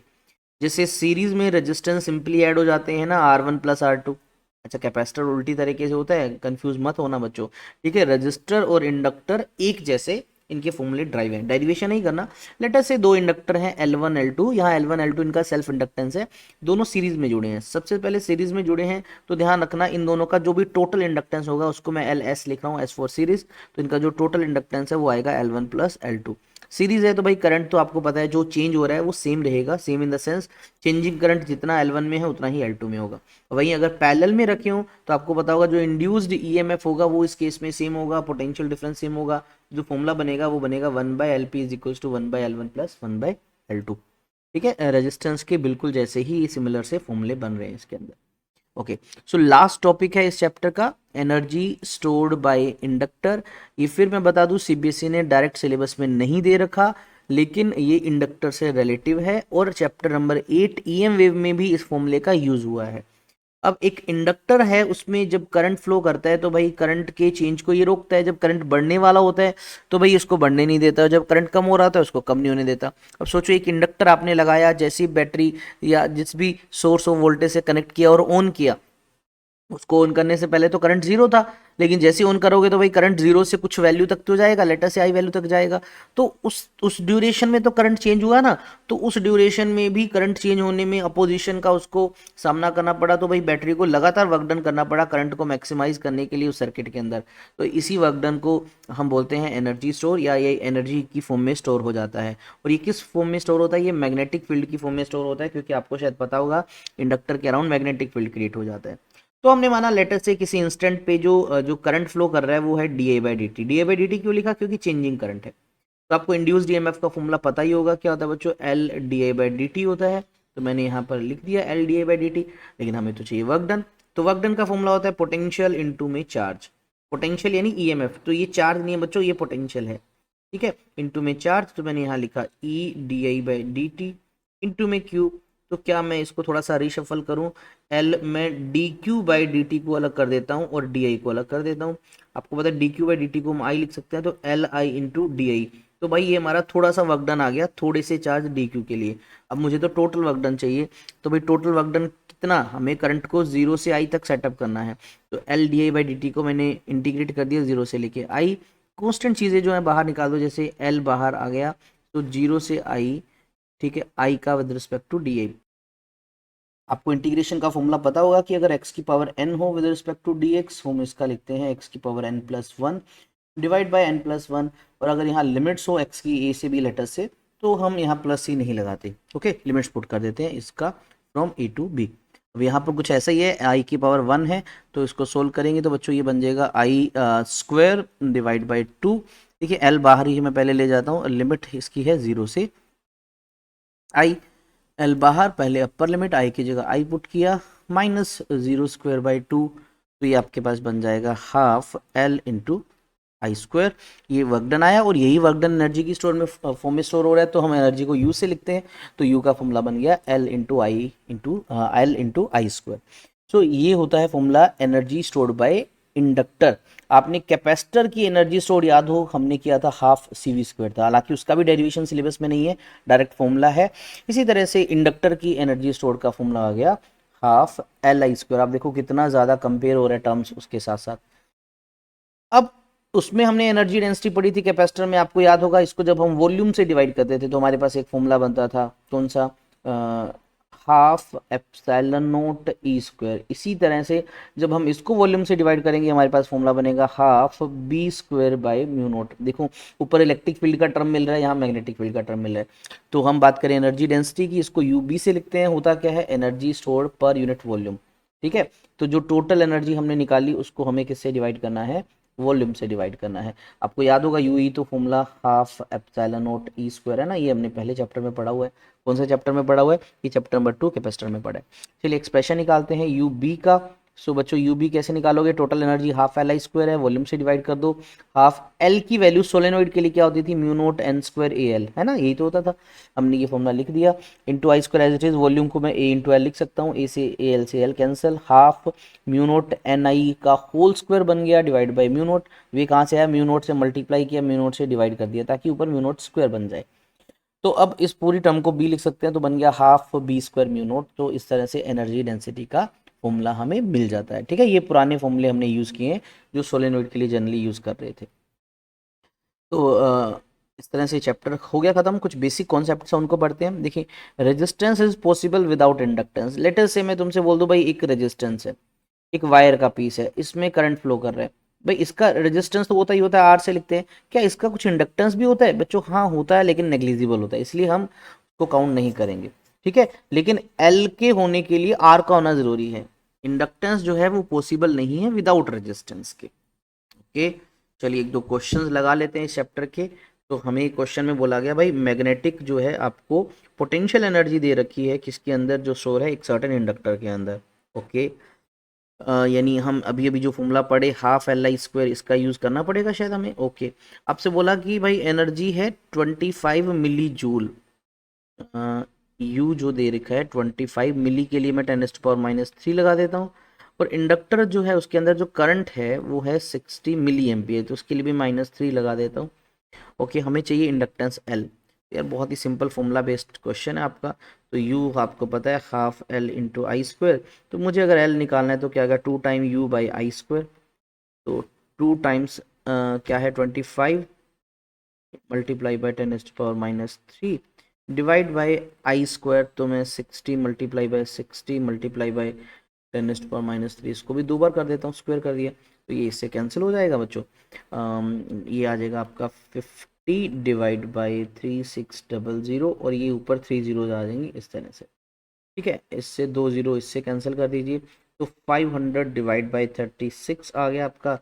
तो इसको सोल्व करोगे आ जाएगा 13.89। अब एल है, इसका यूनिट हेनरी होता है, तो एच लिख दिया, तो ये आपका आंसर है। ठीक है, आप इसको चेक कर सकते हैं। और ये ऑप्शन कौन सा था, ऑप्शन नंबर डी है हमारा। ओके, चलिए बढ़ते हैं नेक्स्ट पे। ये काफ़ी इंटरेस्टिंग क्वेश्चन है, और ये जो क्वेश्चन है ये आपका सीबीएसई जो एनसीईआरटी एग्जाम्पलर बुक होती है बच्चों, उससे लिया गया है। तो काफ़ी इंपॉर्टेंट है, आपसे डायरेक्शन बताना है इन सब डायग्राम में। इंड्यूस्ड करंट का आपको अलग अलग सिचुएशंस दी जाएगी। जैसे फर्स्ट सिचुएशन की बात करें, हमसे बोला भाई बताओ इसके अंदर डायरेक्शन क्या होगी। आप देखो इस डायग्राम में आपको एक मैग्नेट का साउथ पोल पास आते हुए दिख रहा है। तो लेंस लो अगर आपको याद होगा तो पता होगा भाई जब ये पास आ रहा है पोल तो इसको पास नहीं आने देगा, लेंस लो कहता है भी अपोज करना है। तो भाई इस साइड भी साउथ पोल क्रिएट हो गया, और इस साइड कौन सा हो गया, नॉर्थ पोल क्रिएट हो गया। तो आपको पता है अगर ये साउथ पोल क्रिएट हुआ तो यहाँ पर इस छोटे से सर्कुलर लूप में जो करंट है वो क्लॉकवाइज फ्लो करेगा इस तरह से, है ना। साउथ पोल का मतलब क्या है बच्चों, क्लॉकवाइज। तो क्लॉकवाइज जब ऐसे करंट फ्लो कर रहा है तो यहाँ से होता हुआ कहाँ से जाएगा, क्यू जाएगा, है ना। क्यू से करंट कहाँ जाएगा बच्चों, आर में जाएगा, आर से जाएगा पी में, और पी से होता हुआ इस तरह से वापस सर्किट में आ जाएगा। तो पहले के अंदर जो करंट की इंड्यूस की डायरेक्शन है वो आपकी क्यू आर पी। ठीक है, ये आपकी डायरेक्शन है, और वापस क्यू भी लगा सकते हो, लगाना हो क्योंकि सर्कुलर लूप में है। चलिए सेकंड डायग्राम में दो कोयल दे रखी है आपको।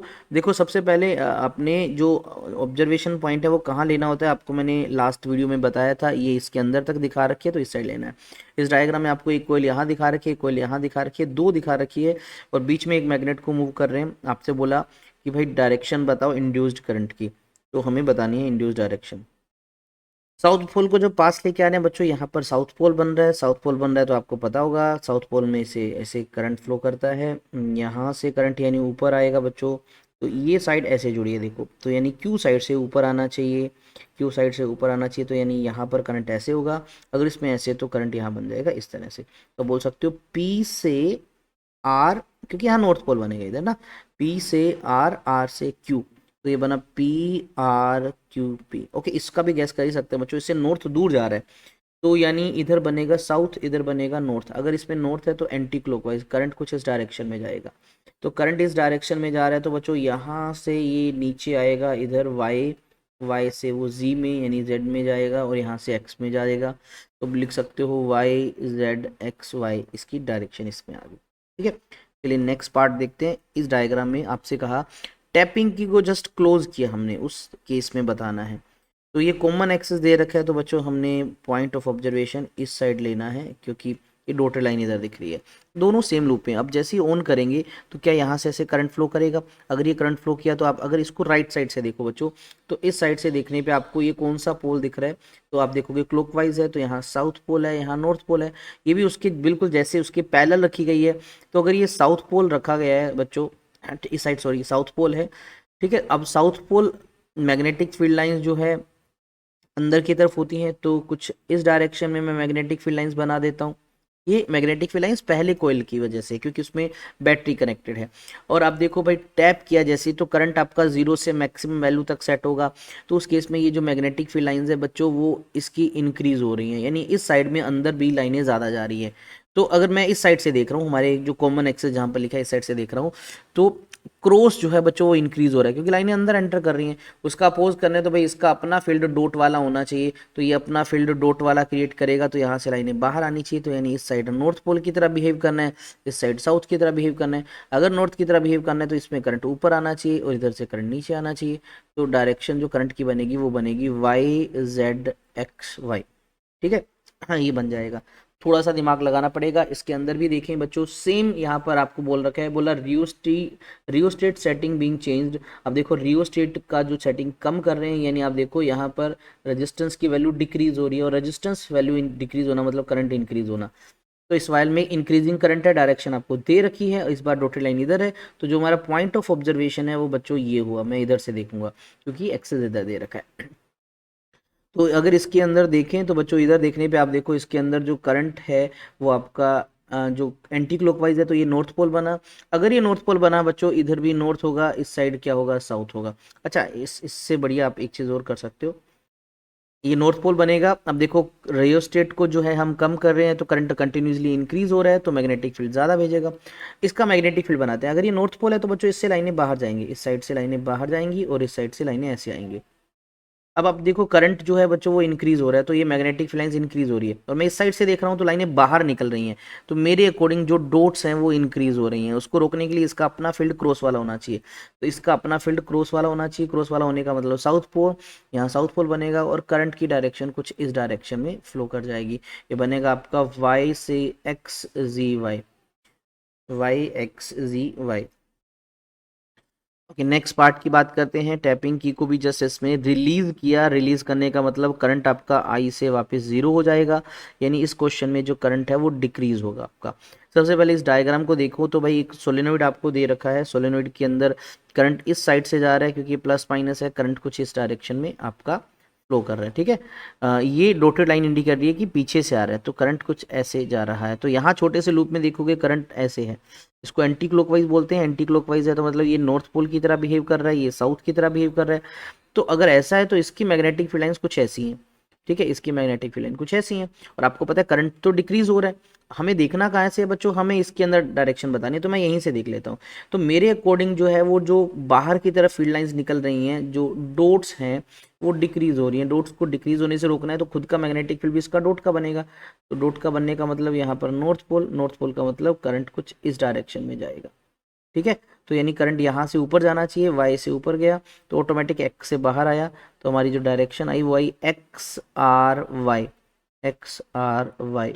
ठीक है, ये हमारी direction I X R Y. मतलब वापस घूम के आना है तो यहाँ एक्स भी लगा सकते हो।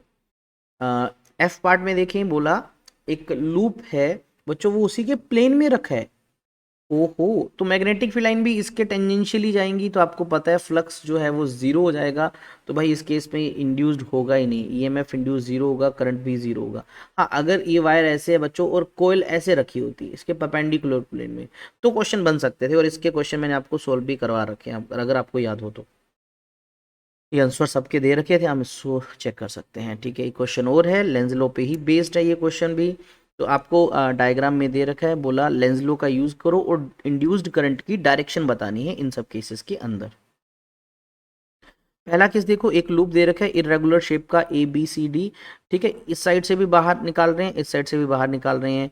तो यहाँ पर आप देखो क्रॉस दिख रहा होगा, तो मैग्नेटिक फील्ड जो है हमारा क्रॉस वाला है। ठीक है, यानी हम इसका शेप चेंज कर रहे हैं। शेप चेंज करने का मतलब बच्चों हम इसका एरिया इंक्रीज कर रहे हैं, खुद सोचो। ठीक है, एरिया इंक्रीज कर रहे हैं इसका। अब सरफेस एरिया इंक्रीज करोगे तो भाई फ्लक्स जो है वो चेंज होगा, फ्लक्स इंक्रीज होगा, और फ्लक्स इंक्रीज हो रहा है तो पक्का ईएमएफ इंड्यूस होगा। अब सोचो एरिया इंक्रीज हो रहा है, तो अब जो है उनमें से ज़्यादा क्रॉस पास होंगे, पहले इतने से एरिया में कम क्रॉस पास हो रहे हैं, अब जो है वो क्रॉस बढ़ जाएंगे। क्रॉस बढ़ना है तो लेंस लो क्या है, तभी अपोज करो। तो भाई इसको क्रॉस को बढ़ने के लिए इसका अपना फील्ड डॉट वाला होना चाहिए, डॉट वाला इसमें क्या हो जाएगा, इंड्यूस हो जाएगा। अगर डॉट वाला इंड्यूस हुआ है इसके अंदर, तो ये नॉर्थ पोल है, नॉर्थ पोल है तो एंटी क्लॉकवाइज, एंटी क्लॉकवाइज मतलब इस डायरेक्शन में करंट जाना चाहिए ऐसे। तो ए, मैं लिखता हूँ direction A D C B A, क्या बन जाएगा इसका, करंट का कुछ पाथ इस तरह से बन जाएगा। दूसरे डायग्राम में देखिए, अब इसको प्रेस कर रहे हैं बच्चों, अगर आप बताओ जरा, प्रेस करके एरिया को हम कम कर रहे हैं इस केस में। ठीक है, उसको नैरो स्ट्रेट वायर बना दिया हमने इसके अंदर। अब इस केस में आप बताओ, मैग्नेटिक सॉरी एरिया को डिक्रीज कर रहे हैं, फ्लक्स भी डिक्रीज होगा। इस बार जो है डॉट, बच्चों ध्यान रखना, डॉट जो है वो डिक्रीज हो रही है। तो इसको लेंस लॉ के अकॉर्डिंग देखें, डॉट को इंक्रीज होने से रोकना है, तो ये अपना फील्ड भी कैसा बनाएगा, डॉट वाला ही बनाएगा। तो इसका अपना फील्ड भी डॉट वाला बनेगा। अगर अपना डॉट वाला बनेगा तो ये अगेन नॉर्थ पोल है, नॉर्थ पोल है तो ये कुछ इस डायरेक्शन में करंट फ्लो करेगा। ठीक है, अब नया लूप ये बन गया, तो आप लिख सकते हो जो करंट है इस डायरेक्शन में बी ए डी सी, तो आप बोल सकते हो डी सी बी ए, डी सी बी ए बन जाएगा। ठीक है, ये इसकी डायरेक्शन आ गई। ओके, आंसर दे रखा है, चेक कर सकते हैं। अब वो क्वेश्चन जो सीबीएसई ने सैम्पल पेपर में इस साल पूछ लिए, देखें आपको ग्राफ बेस्ड क्वेश्चन, बहुत इंपॉर्टेंट ग्राफ बेस्ड क्वेश्चन होते हैं, ध्यान रखना, प्रैक्टिस लगा लिया ना। अब इस साइड आपको करंट दे रखा है और इस साइड आपको दे रखा है टाइम। ओके, क्या फायदा होता है आईटी ग्राफ का, पहले तो देखो यहाँ पर करंट और टाइम की वैल्यू चेंज हो रही है, तो आपको शायद पता हो आई इंटू डी टी मतलब करंट चेंज हो रहा है। तो इसका जो ग्राफ है ना, इसका जो ग्राफ है, इसका एरिया अगर मैं निकालता हूँ तो वो मुझे चेंज इन, या आई मल्टीप्लाई बाई डी टी दे देते हैं, इन दोनों का मल्टीप्लाई, या इसको हम डी क्यू भी लिख सकते हैं, चार्ज की अमाउंट भी लिख सकते हैं। ठीक है, इस कॉन्सेप्ट का यूज होगा, मैंने आपको पहले जब पढ़ा रहा था तो बताया था। लेकिन हमसे कहा कि भाई अगर इसका रेजिस्टेंस आर है, ओके, मैग्नेटिक फ्लक्स चेंज हो रहा है, करंट टाइम के साथ दिखा रखा है, हमें चेंज इन फ्लक्स बताना है। तो आपको पता होगा इंड्यूस्ड ईएमएफ का जो फॉर्मूला होता है वो आपका होता है D phi B by D T. तो अगर मुझे डी फाई बी चाहिए तो मुझे ई इंटू डी टी लिखना पड़ेगा। तो क्या मैं ई को करंट इंटू रेजिस्टेंस लिख सकता हूँ, या रेजिस्टेंस इंटू करंट लिख देता हूँ। अब यहाँ मेरे पास बन गया ये चीज़ R into I D T. तो अगर मुझे डी फाई बी चाहिए तो मुझे आर को आई इंटू डी टी से मल्टीप्लाई करना पड़ेगा। और आई डी टी कैसे निकलेगा बच्चों, आई डी टी निकलेगा area of this graph, area of this graph. और ग्राफ का एरिया कैसे निकलता है बच्चों, ग्राफ का एरिया निकालना है, पहले तो मैं आर की वैल्यू पुट कर देता हूँ, ये है 100। और एरिया कैसे निकलता है, हाफ परपेंडिकुलर, परपेंडिकुलर यानी ये वाला पार्ट, क्योंकि है 10, बेस आपका बेस यानी ये वाला पार्ट है 0.5, तो मैं इसको 5/10 लगा देता हूँ। ये इससे कैंसिल हुआ तो हमारे पास आ जाएगा 250 वेबर, ऑप्शन नंबर डी। ठीक है, ये आपका आंसर था, इसमें सोल्व कर रखा मैंने आपको बता दिया। चलिए नेक्स्ट क्वेश्चन था आपका 3 मार्क्स का इस चैप्टर से। क्या हमें पहले डिफाइन करना है कि म्यूचुअल इंडक्टेंस क्या है। बच्चों ये इंडक्शन नहीं है, अगर म्यूचुअल इंडक्शन पूछता तो मैं फिनोमिना डिफाइन करता, इसने म्यूचुअल इंडक्टेंस पूछा, मुझे एम को डिफाइन करना है। तो इसके मल्टीपल तरीके हैं, मैं आपको 2-3 बता देता हूँ इस ए पार्ट के लिए। तो अगर आपको याद होगा एक फॉर्मूला तो हमने ये पढ़ा है कि भाई दूसरी कॉइल में अगर मैं बात कर रहा हूँ तो ये आपका होता था बच्चों, लेटर से मेरे पास इस तरह से 2 कोयल हैं, कोयल से समझना इजी है, तो ये हमने कोयल बना ली, ठीक है। ये हमारी प्राइमरी कोयल है, इसके अंदर अगर मैं करंट I1 भेजता था तो वो दूसरे के लिए फ्लक्स का काम करता था। तो जो φ2 होता था वो क्या होता था M21 इंटू I1। और कॉमनली लिखना है तो हम फाई को M इंटू आई भी लिख सकते थे। तो पहली डेफिनेशन यहाँ बना सकते हैं भाई, अगर मैं तुमसे बोल दूँ I इज इक्वल टू 1 है तो आपका जो कोफिशिएंट ऑफ म्यूचुअल इंडक्टेंस है वो फाई के इक्वल आ जाएगा। एक और डेफिनेशन बना सकते थे, इंड्यूस्ड EMF जो होता है वो आपका d∅dt होता है, ठीक है। अगर मैं यहाँ बी की वैल्यू पुट करूँ MI तो ये आ जाएगा आपका M/dI/dt। तो अब मैं बोल सकता हूँ कि भाई अगर मैं बोल दूँ di/dt 1 है, अगर rate of change of current 0 है, सॉरी 1 है, तो इंड्यूस्ड EMF ही आपका M होता है। तो दूसरी डेफिनेशन यहाँ बना सकते हैं। और चाहो तो एक और डेफिनेशन यहाँ से बना सकते हो भाई, हमें पता है phi is equals to M into I है, तो M डिफाइन करना है तो फाई और आई का रेशो, या फिर अगर इस फॉर्मूले का यूज़ करो तो अब मैं बोल सकता हूँ M जो है वो E/di/dt का रेशो है। तो ये भी सबसे बेस्ट डेफिनेशन है, रेशो किसका, हमारे इंड्यूस्ड EMF का किसके साथ, rate of change of current, rate of change of current, ठीक है। इस तरह से हम इसको डिफाइन कर सकते हैं। मल्टीपल तरीके हैं। यूनिट की बात करें तो इसका जो यूनिट है वो बच्चों हेनरी है, H। तो ये देख सकते हैं, इसका पहला जो है डेफिनेशन हम खुद लिख लेंगे, मैंने बता दिया, ऐसा यूनिट भी बता दिया। दूसरा पार्ट थोड़ा सा ज़्यादा इंपॉर्टेंट है बच्चों, ठीक है। मैं आपको बता दूं, आपको कहा 2 कोएक्सियल लूप हैं, एक छोटा है R रेडियस का, एक बड़ा है R रेडियस का, ठीक है। और हम कोएक्सियली रखते हैं, हमें म्यूचुअल इंडक्टेंस बताना है। देखिए इस क्वेश्चन को समझना बहुत ज़रूरी है। मैं थोड़ी देर पहले हल्का सा हिंट दिया था आपको। तो हमारे पास इस तरह से मान लीजिए क्या है, 2 लूप है, तो हमने उनको दोनों को कोएक्सियल रख दिया, तो ये उन दोनों का कॉमन सेंटर हो गया। और अंदर वाले का रेडियस मैं स्मॉल r लिख देता हूँ, बाहर वाले का रेडियस मुझे कैपिटल R दे रखा है। अब दोनों का हमें m निकालना है, ठीक है। अब आपको याद होगा फॉर्मूला m निकालने का, तो उसमें क्या करते हैं, किसी एक में हम करंट फ्लो करवाते हैं, तो आप किसी में भी करवा सकते हो, बड़े छोटे में कोई फर्क नहीं पड़ने वाला। लेकिन यहाँ सबसे बड़ा डिफरेंस क्या आ जाएगा, यहाँ मैग्नेटिक फील्ड का फॉर्मूला अलग होगा। तो याद रखना, सर्कुलर जो लूप होता है बच्चों, सर्कुलर लूप के सेंटर पे ऑलमोस्ट फील्ड होता है, अंदर फील्ड ही होता है, बाहर हम इग्नोर करके चलते हैं, बहुत कम लेके चलते हैं। जो फॉर्मूला होता है सेंटर लूप के लिए बी का, वो होता है mu naught into current divide by 2 into radius. ये फॉर्मूला होता है बच्चों, ठीक है, निकालने का, बी निकालने का। चलिए हम इन दोनों में से किसी एक में से, लेटर से मैं बोलता हूँ कि भाई इसके अंदर हम चेंजिंग करंट फ्लो करवा रहे हैं, लेटर से मैंने उसको लिख दिया आई।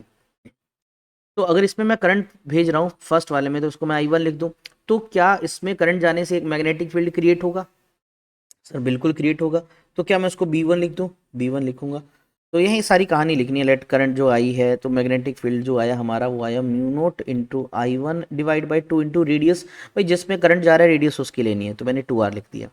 क्या ये मैग्नेटिक फील्ड अब अंदर वाली कोयल को लिंक करेगा, है ना। तो जो फ्लक्स होगा फॉर इनर लूप जो है उसके लिए होगा। तो फ्लक्स का फॉर्मूला आपको पता है, φ2 लिखूं क्योंकि दूसरे वाले की बात हो रही है, ठीक है। तो क्या होगा, मैग्नेटिक फील्ड पहले वाले का, और एरिया किसका लेना है बच्चों, अंदर वाले का, इनर लूप, क्योंकि उसके साथ लिंक कर रहे हैं। तो B1 की वैल्यू है mu naught I1 divide by 2R, और एरिया क्या आ जाएगा, pi into small r square.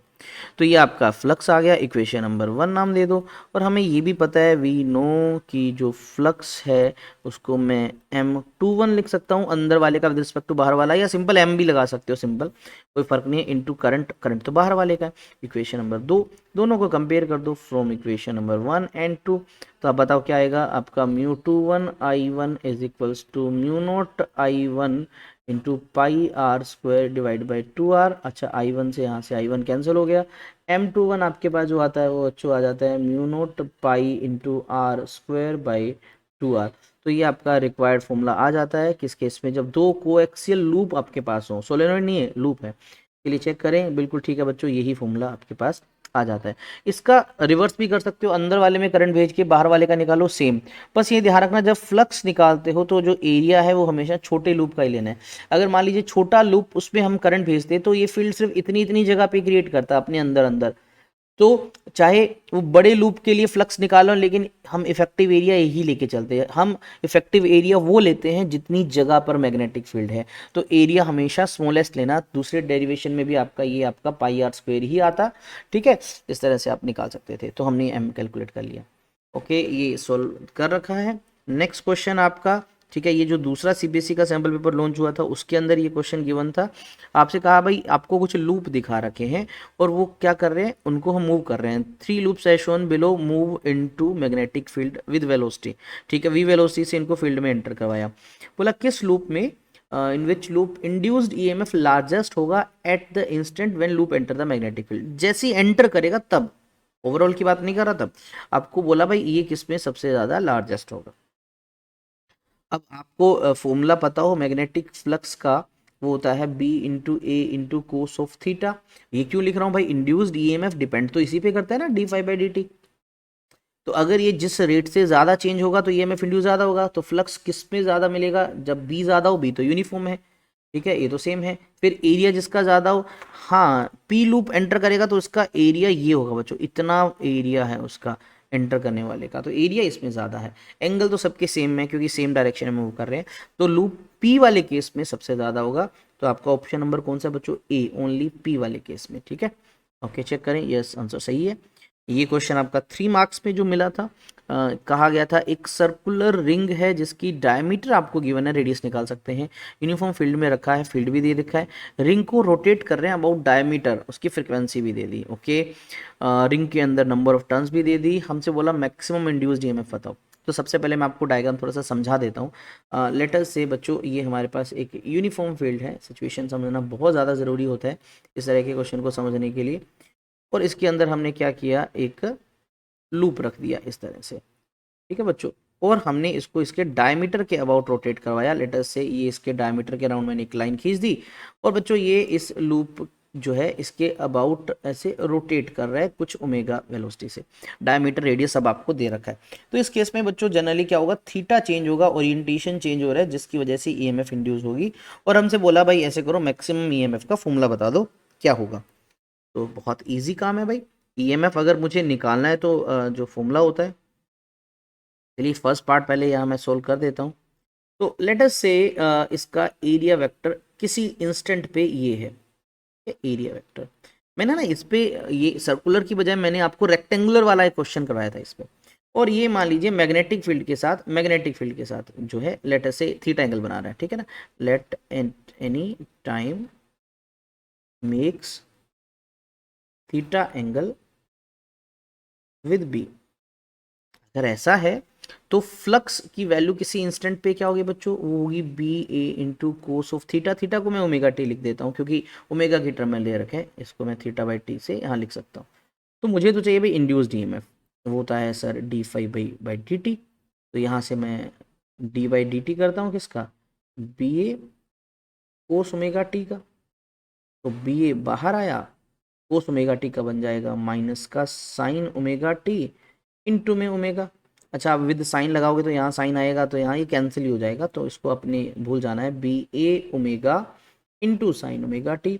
ये आपका ईएमएफ का फॉर्मूला आया। अभी हमारा क्वेश्चन सोल्व नहीं हुआ, ये जनरल फॉर्मूला आया ईएमएफ का। लेकिन आपसे क्वेश्चन में बोला भाई हमसे बताओ कि ई की वैल्यू मैक्सिमम कब होगी।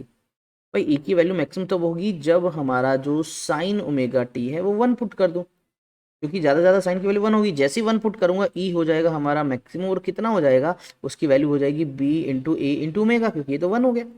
अब बी की वैल्यू आपको मैग्नेटिक फील्ड की क्वेश्चन में गिवन है भाई, कितना गिवन है 0.4 यानी 4/10। और एरिया आपको पता है पाई आर स्क्वायर से निकाल सकते हैं, pi into R square, R 0.1 put कर रहा हूँ, इसका हाफ कर दिया डायमीटर का। और ओमेगा आपको क्वेश्चन में दे रखा है, ओमेगा कितना दे रखा है 60 दे रखा है ना। ये सिंपल फ्रिक्वेंसी है, इसको 2 पाई से मल्टीप्लाई कर देना, ये न्यू है। ओमेगा निकालना है तो 2 पाई इंटू न्यू से करते हैं, तो 2 पाई से मल्टी कर दो यहाँ पर इस तरह से, क्लियर। तो अब इसको कर लो बच्चों सोल्व। तो हमारे पास जो ई की मैक्सिमम वैल्यू आती है वो आती है 236.63 वोल्ट। तुम्हारी ये फर्स्ट पार्ट हो जाता है इस तरह से। सेकंड पार्ट में बोला कि एक कंडीशन बताओ जिससे इंड्यूस्ड ईएमएफ है सर्कुलर रिंग में 0 हो जाए। जीरो होने के लिए क्या करना पड़ेगा, देखो जब हम उसको रोटेट करवा रहे थे डायमीटर पे तब तो हो रहा है। और अगर मैं तुमसे बोल दूं एक सिचुएशन ऐसा कि भाई ये मान लीजिए मैग्नेटिक फील्ड है ये मैग्नेटिक फील्ड है हमारा, वही सेम जो हमने फर्स्ट पार्ट में लिया, और सर्कुलर लूप भी हमने सेम ले लिया ये। लेकिन इस बार सर्कुलर लूप को रोटेट नहीं करवा रहा, इस सर्कुलर लूप को मैं ट्रांसलेटरी मोशन से आगे मूव करवा रहा हूँ फील्ड के अंदर ही। तो जब तक ये फील्ड के अंदर अंदर घूम रहा है तो इसके अंदर ईएमएफ इंड्यूस्ड नहीं होगा। हाँ, जब आप फील्ड से बाहर निकाल रहे होगे उस टाइम पे, एंटर करवा रहे होगे उस टाइम पे इंड्यूस हो जाएगा। क्वेश्चन और गिवन था, और में इसी के सेम 3 मार्क्स का आपको डेटा गिवन है बच्चों, दो सोलेनोइड का पी एंड क्यू का। आपको लेंथ गिवन है दोनों की, नंबर ऑफ टर्न्स गिवन है दोनों के, area of cross section A लिखा है, कोई वैल्यू नहीं गिवन। रिलेटिव परमिटिविटी जिसको बच्चों म्यू आर लिखते हैं, ये भी दोनों का गिवन है, लेकिन सेल्फ इंडक्टेंस पहले का दे दिया, दूसरे का नहीं दिया। ओके, और आपको उसकी क्यू की वैल्यू पूछ ली भाई दूसरे के लिए। अब कैसे करें? अब हम क्या करें बच्चों, दोनों की अगर हम बात करें सोलेनोइड की, तो फॉर्मूले से कैलकुलेट कर सकते हैं। कैसे निकाल सकते हैं? देखो, अगर मैं फर्स्ट डेटा का यूज करके एरिया निकाल लूँ, मैं दूसरे में पुट कर लूँ, या फिर फर्स्ट से मैं ये जो ये L1 की या LP की वैल्यू आपको गिवन है बच्चों, और आपको LQ की तो वैल्यू चाहिए, तो इन दोनों का रेशो से भी कर सकते हो आप चाहो तो। या तो ऐसे कर सकते हो, LP निकाल लो, उससे A निकल आएगा, दूसरे में पुट कर दो, या दोनों की रेशो निकाल के कर सकते हैं। चलिए दोनों की रेशो निकाल के करते हैं। तो मैंने पहले के लिए निकाला LP। देखो फॉर्मूला क्या होता है, सबसे पहले L का जनरल फॉर्मूला होता है mu note total number of square into area by length, ये होता है L का फॉर्मूला एक सोलेनोइड के लिए। और अगर विद कोर हो, उसके अंदर कोर रखा हो, तो फॉर्मूला चेंज हो जाता है, ये बन जाता है mu R multiply by mu naught N square A by L, ये बन जाता है। चलिए पी के लिए निकालें, तो म्यू आर की वैल्यू आपको क्वेश्चन में 1 गिवन है, म्यू नोट को एज इट इज रहने देते हैं क्योंकि रेशो में कट हो जाएगा। नंबर ऑफ टर्न्स 200 दे रखे हैं, इसका स्क्वायर किया, एरिया को भी एज इट इज रख देते हैं, और लेंथ क्वेश्चन में आपको गिवन है, देखें कितनी है बच्चों, लेंथ दोनों की 1 1 मीटर है, या एल लिख सकते हैं, तो मैंने एल ही लिख दिया इसको। इसको इक्वेशन नंबर 1 दे दो, या चाहो तो इसको थोड़ा सा सिंप्लीफाई कर दो, तो ये आया हमारा 40,000 into mu naught into A by L, इसको मैंने इक्वेशन नंबर 1 मान लिया। ऐसे ही एल क्यू का निकालते हैं बच्चों, उसके लिए मुझे वैल्यू दे रखी है म्यू की 500 है ना, म्यू आर की 500 दे रखी है, तो ये मैंने 500 वैल्यू पुट की, इंटू म्यू नोट है, इंटू इसकी नंबर ऑफ टर्न्स आपको जो दे रखी है वो दे रखी है 50 दे रखी है, ठीक है। तो 50 का square into area A as it is, length उसकी एल दे रखी है, इसको सोल्व करें तो ये आ जाएगा आपका 500 multiply by 2500 mu naught A by L, equation number 2। अब दोनों को डिवाइड कर दो, तो L P by L Q को डिवाइड कर दो, हमारे पास आ जाएगा 40,000 mu naught A by L divide by ये आपका 500 multiply by 2500 into mu naught A by L. भाई ये तो पूरा इससे कैंसिल हुआ, इसको कर लेते हैं सोल्व। तो ये बच्चों हमारे पास वैल्यू जो आएगी, जो भी वैल्यू आई, तो इसको पहले मैं जीरोस को कैंसिल कर देता हूँ, इन 2 जीरो से यहाँ से कैंसिल कर देता हूँ, 4 डिवाइड बाई 125। और अगर मुझे एल क्यू चाहिए तो क्या करना है मुझे, 125 डिवाइड बाई 4 इंटू में एल पी, ऐसा करना पड़ेगा ना। ओके, सो 125/4, और एल पी का वैल्यू देखते हैं क्वेश्चन में कितना गिवन है, ये 2 गिवन है आपको। चलिए 2 पुट कर देते हैं यहाँ पर, ये आएगा आपका 250 डिवाइड बाई 4, यानी ये आपका आ जाएगा 62.5। और एल का यूनिट होता है आपको पता है हेनरी, ये हेनरी, लेकिन क्वेश्चन में देखो ये हमने मिली में पुट किया था, तो ये भी मिली में लिख दो, ठीक है, ये मिली हेनरी में आ गया, तो आपका ये आंसर आ गया। फॉर्मूला बेस्ड क्वेश्चन था, ठीक है, इजी था, बट डेटा के साथ गिवन था, थोड़ा सा आपके लिए अलग हो सकता है। तो इस तरह से बच्चों हमारा ये क्वेश्चन कंप्लीट हो जाता है, आप इसका आंसर चेक कर सकते हैं, ये फर्स्ट पार्ट का है, ये आपका सेकंड पार्ट का आंसर है, ठीक है। डिस्ट्रीब्यूशन देखिए आपका करेक्ट फॉर्मूले का 1 मार्क दे रखा है, सिर्फ फॉर्मूले का, फिर वैल्यूज पुट करने का हाफ मार्क कैलकुलेशन का 1 मार्क फॉर करेक्ट आंसर, कैसे डिस्ट्रीब्यूट कर रखा है मार्क्स का। तो जनरली जब आप अटेम्प्ट करते हो तो आप इन चीज़ों पे फोकस नहीं करते, बट हमेशा फॉर्मूला मेंशन करना ही होता है, देन उनकी वैल्यूज पुट करके दिखाओ, क्योंकि उनके भी मार्क्स होते हैं, देन रिजल्ट के, कैलकुलेशन के, सबके अपने अपने मार्क्स डिस्ट्रीब्यूटेड होते हैं। तो इस तरह से बच्चों ये आपका चैप्टर कंप्लीट होता है, कौन सा चैप्टर नंबर 6। 2 पार्ट्स में मैंने इसको कंप्लीट करवाया, प्रीवियस नहीं देखा तो डिस्क्रिप्शन से जाके वीडियो चेक कर सकते हैं, पीडीएफ आपको डिस्क्रिप्शन बॉक्स में उसका लिंक मिल जाएगा, और इसके बाद हम कंटिन्यूसली सभी चैप्टर की वीडियोस अपलोड करते रहेंगे। आई थिंक सो वीडियो तुम्हें पसंद आया होगा, मिलते हैं अगली वीडियो में, स्टे सेफ, स्टे हैप्पी, जय हिंद, जय भारत।